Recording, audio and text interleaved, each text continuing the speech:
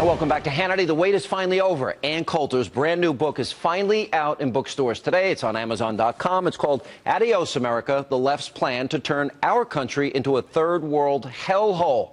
Here she is, author, bestseller, Ann Coulter.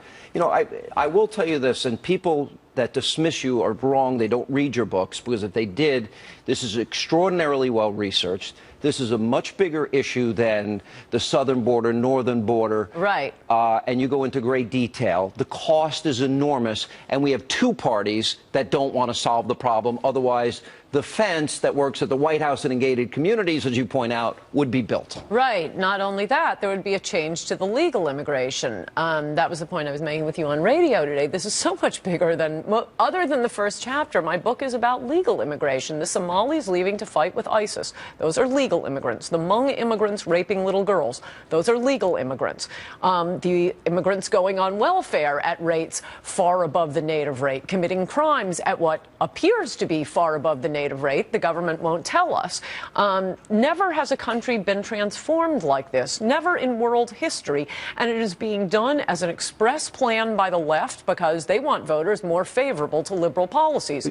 It's striking how all of the most avid immigration activists, and there are hundreds, probably thousands of groups just working overtime to bring in the poorest of the poor to live in America. They're always the people who don't particularly like America. They call us racist, sexist, homophobic. Why are they bringing these poor third worlders here? It's because they want to transform America, because they hate America, and Republicans aren't stopping them because the big donors want the cheap labor. In other words, corporate America. All right. You're saying that this is really important, that we have no scrutiny of the people that we allow into this country. Right. And that is as big a problem as the southern border, where somebody wants a job and ISIS has the ability to walk across at will. Yes, and the shocking part that I found out, which is why this book became this book, I wasn't going to write a book about immigration. I was going to have a few chapters on immigration, and I'd already written 2 chapters for the book I was planning on writing. Then I go to look up, you know, some basic obvious facts that most Americans will be shocked the government refuses to tell us, like how many foreign-born are in our prisons, how many are in state prison, how many are in federal prison, and what crimes are they in for, and what countries do they come from. Oh, no, no, no, no, no, no. Read Chapter 7, and you will see it was written through tears of frustration and rage. That was when I called my publisher and said, this is going to be a different book. You can't believe what I'm finding here. The way they hide the information, for example, counting both legal and illegal immigrants in federal prison, only illegal immigrants in state prison. Well, that's where most prisoners are. Mexicans for many years, for most years, are counted as white.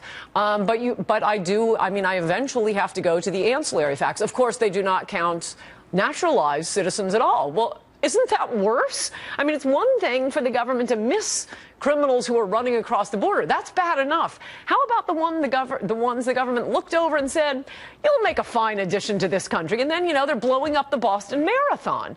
It doesn't occur to Americans that we have any control over this. This is being done to your country. It is government policy. This is not a natural result of the way people would immigrate.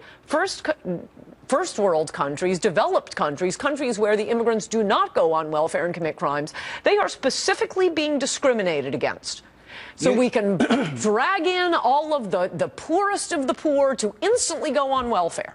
You know you will be called racist for this book. As I say, that's the only argument they have. All right, but they prefer not to debate me at all, but if they have to, they'll call me a racist. Do you really believe that this is a thought-out plan where America as we know it will be forever altered and never be the same? Oh, absolutely. Explain what you mean by that. I just hope we are not already past the tipping point, but I wouldn't have written this book if I thought we were past the tipping point. We need immediate action. We need an absolute immigration moratorium, mostly just to shut these immigration groups down, because as I go through toward the end, coming up with solutions, I mean, you would think you could just pass a law saying, if you're a criminal, you go home, and we will prosecute marriage frauds, and we will prosecute people who lie about needing refugee status. Well, you know what country does this? Australia. Well, all of these laws have been passed in the United States. They all get ignored, overturned. The INS says we're not going to do it. A federal judge says we're not going to do it. You have industry capture where the immigration judges come from the exact same anti-American immigration groups. They're running the immigration system. You need an absolute moratorium. You need a fence around the border. You need to end Gates this. Work? No, apparently, yes, buckets work too, and wheels work. Yeah. That's breaking news. We need to end the insane policy of anchor babies, illegal aliens running across the border or arriving, flying in from China and staying in immigration hotels, giving birth specifically to get American citizenship. By the way, those kids, when they commit crimes and go to prison, they are not counted as immigrants in prison. Stay right there. We're going to come back. Her new book, Adios, America, The Left's Plan to Turn Our Country into a Third World Hellhole. We'll continue with Ann Coulter, but when we come back, she will go head-to-head with a pro-immigration supporter in what is sure to be a very heated debate. That and much more coming up next. Straight ahead. Welcome back to Hannity and her brand new book, Adios, America, The Left's Plan to Turn Our Country into a Third World Hellhole. Ann Coulter reveals through her research some very shocking statistics about problems this country faces because of illegal immigration. That's right, immigration. Ann Coulter's here with us and here to challenge her on some of the claims in the book. We have immigration attorney Francisco Hernandez. Have you read the book, sir? I have read bits and pieces. I have not had the pleasure. Well, it's out today. In fairness to you, I doubt Ann sent you an autographed first edition, but like I got I'll take one, though. You just heard her lay out her case. We have people that come into this country, don't have any real desire to be Americans. We don't have any background or scrutiny. And that's on top of two borders that are wide open that anybody can cross pretty much. It includes drugs, and I've been in drug warehouses and sex slavery and other crimes. And, you know, why do we have this openness? Why would we not control the people that come into this country and vet them first? Well, I don't disagree with you on that. Why don't we control it? Of course we have to control it. But Mr. Hannity, Ms. Coulter, I'm not ready to throw in the towel on America. America is still the single most powerful country in this world. People are literally dying to come here. What do you mean they don't want to be American? Of course they want to be American. That's where they're leaving their corrupt governments and their unemployment and their disease and their famine to come here because, you know what, here we got the opportunity. Why do we have to be so negative? Statistics, she throws out all these statistics. Listen, I think she's a fine person. Everything I've heard about her personally. Ann, you want to respond? Well, sure, but we're using the drugs. I mean, we are creating the market. The drugs come because we're buying them. Well, we could build a fence. Stop using, they won't come. Look, the fact that people want to come here, great. You know, I'd like to live in the Koch's mansion. That doesn't mean they have to let me move in. But we can work to get that mansion.